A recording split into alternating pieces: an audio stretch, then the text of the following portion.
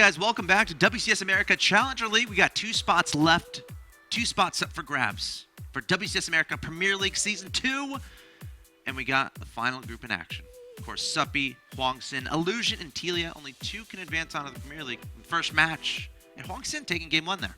A really nicely played build there. And, you know, I think Suppy just wasn't ready to deal with that. We saw he actually got a roach warmer for a 3rd hatch, which is exceptionally rare. Really sets his economy back. And to make things worse, he wasn't able to efficiently clean up the Zealots. I mean, by the time he cleaned up the Zealots, he had already took a significant amount of unit losses. They actually traded decently, and they were just the first distraction. And DTs came and did so much more damage. And the combination of getting your economy hit 3 ways. 1, the early roach warren in the late 3rd. 2, and the 3rd was even canceled. 3, the Zealots traded well, and then 4 DTs. He was just too far behind from that point on, probably. And a situation where it's kind of doable to come back, but it's really important to get that 3rd up eventually.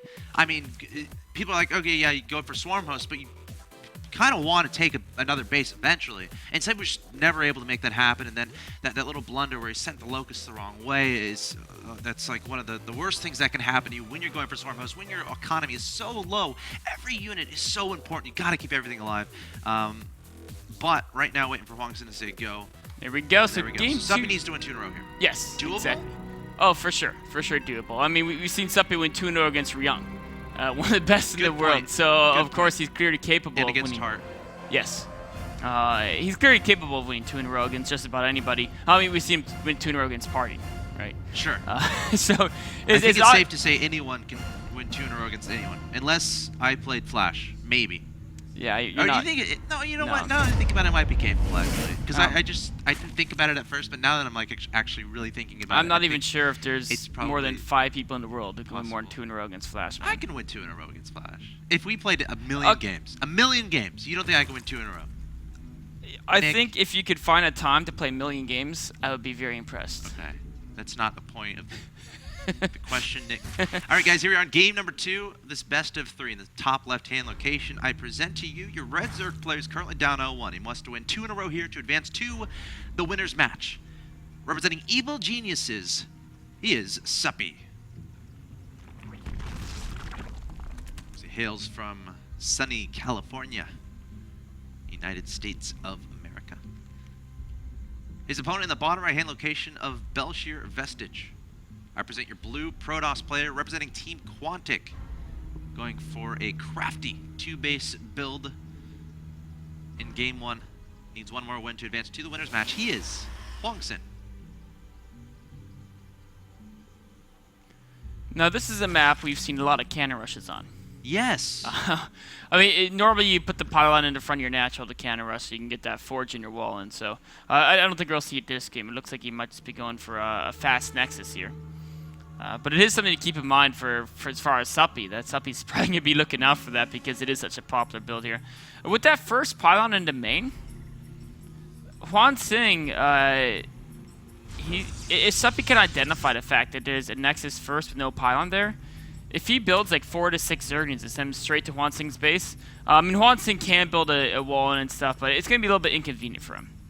And he's not going to have as fun a time. But Suppy's Overlord still hasn't quite yet gotten to a point where I think he's recognized the Nexus, so... Oh, getting the hatchery down, that's always nice. Of course, Probe was getting beat up to the point where we didn't want to lose that.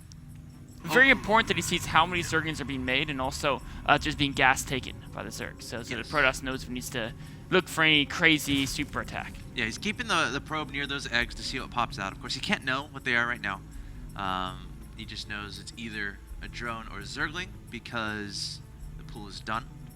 Nothing else is going to be available at this point in time.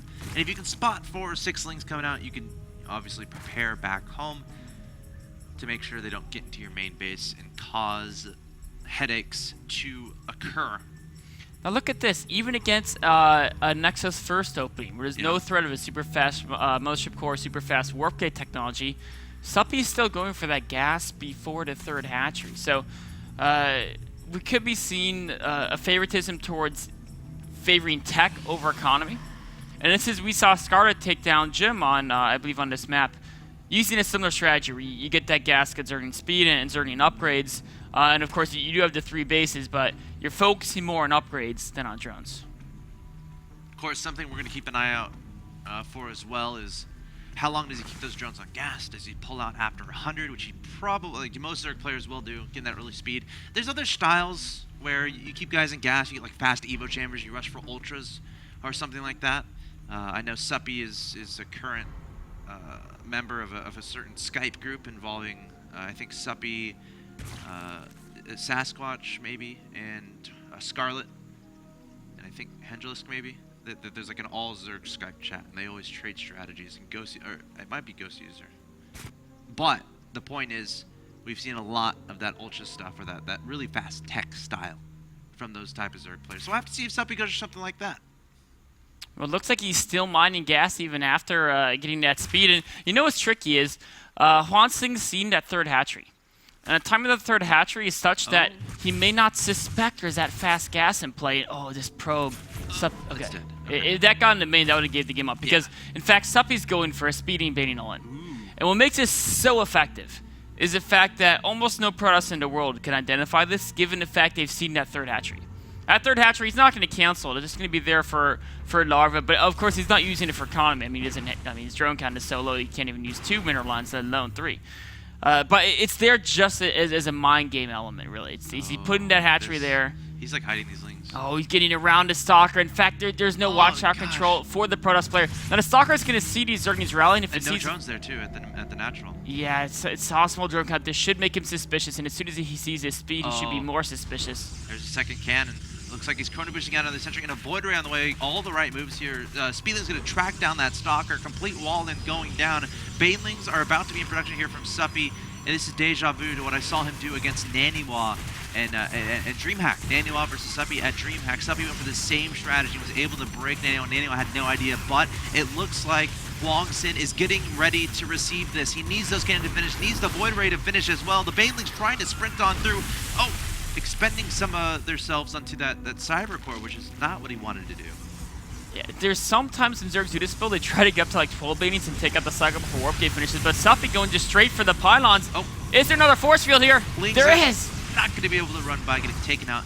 3 cannons there, and now 3 sentries, and of course a Void Ray overhead. Suppy is going to have to back away. So, Hwangsin doing a great job identifying exactly what was happening there. We'll have to see where he goes to from here, but Hwangsin definitely is going to be feeling very happy with how the game how the game stands right now. I mean, for sure. Yes, he had to spend a little bit extra minerals on the cannons, but I mean, nowhere near to what Suppy invested to make this attack work, and of course, the opportunity cost of missing all those drones. Now, what Suppy has to do, he has to drone up like a madman, and Hwangsin has to play safe because he doesn't know if there's another big, massive baiting bust coming his way. So he's going to turtle up a little bit, and he's going to go to scout his opponent. That's the most important thing for Hwangsin, identifying how is Suppy following this up, getting those Phoenixes to scout, while you can defend just the cannons and the sentries. Yeah, and an important thing is, of course, you know, typically in PvZ, you're going to have those hallucinated Phoenixes to potentially scout for you, but in this situation, you're wanting to really conserve those force fields in case Suppy decides to throw something out at him. So, doing a great job sending a Void Ray, sending a Phoenix across the map, and they are very real indeed. To get that scouting done, going to spot the very low drone count here at this third base. Spore Crawler going to have to be maneuvered to be a little bit closer to that Void Ray and the 2 Phoenixes. The Phoenixes thought about picking up the Spore Crawler, but that's not actually possible. And Suppy shouldn't take too much damage from this, but again, the goal for Hwangsin is trying to identify what's coming up next from Suppy. That's right. If he can pick off a unit here, or what he most wants to pick off is, of course, the Queens. That's great. But what he really wants to see is, like you said, exactly what direction Suppy is going with his tech. Yeah, of course, seeing a bunch of drones pop out of that larva is going to be great to see. Spore Crawler repositioning, the Queen getting picked up and targeted down by the Void Ray, and a couple Phoenixes. It looks like she is going to be taken out there. And Suppy losing 1 Queen. But not the biggest of deals. Of course, you don't want to lose Queens, but...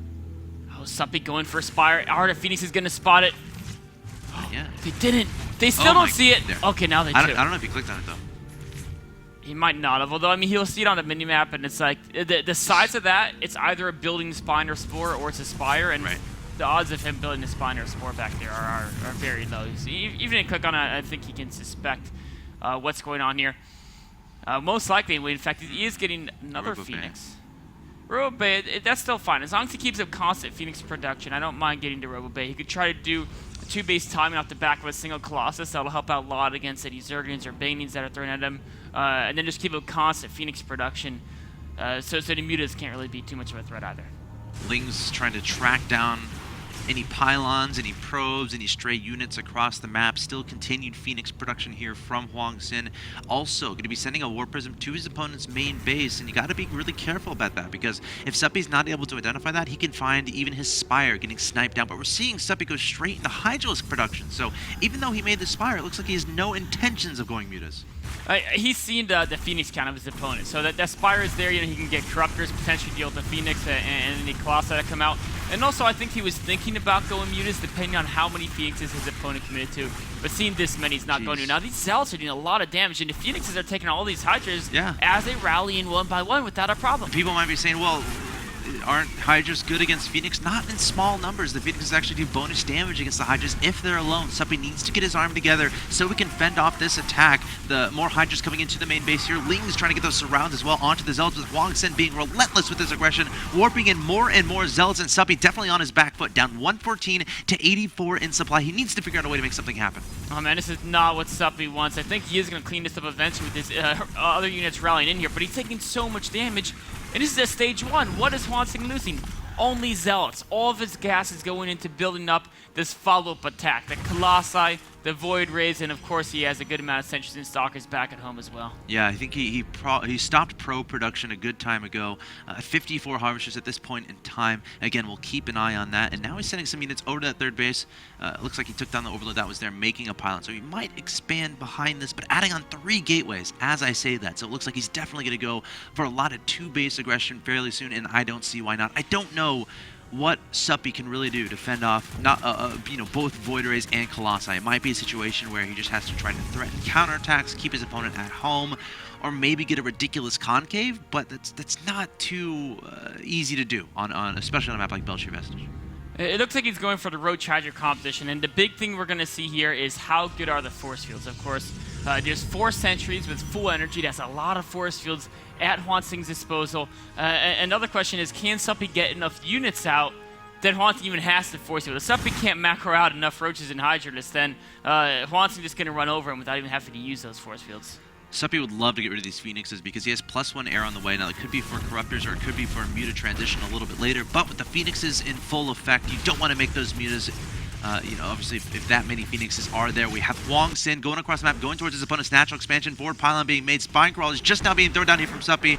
He's going to realize the inevitability of his demise. He's going to throw down the G&G, which means Hwangsin takes the 2-0 victory over Suppy.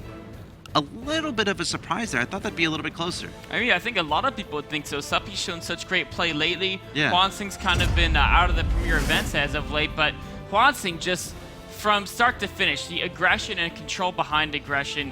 Well, first it started with obviously the defense of that attack, and then he was far enough ahead, and he kept putting like no risk aggression. These Zealot Warpins, as long as your opponent doesn't have a ton of Roaches, they're just going to do some damage, and they're very expendable units. And the Phoenix has just killed so many Hydras, even taking out the Banings there. Just such a well-conceived attack here. It's a reaction to what he scouted as far as the Suppy's follow-up. Really cool play there from Hwangsin, really maximizing all of his unit efficiently, all of his troop placement. Just really cool play overall there from Hwangsin, taking the 2 over Suppy. He's going to be in the winner's match of this group. He's 1 win away from advancing to Premier League Season 2. Guys, stay tuned. Coming up next, we're going to have Illusion versus Telia to find out who's going to play Hwangsin in the winner's match. See you in a bit.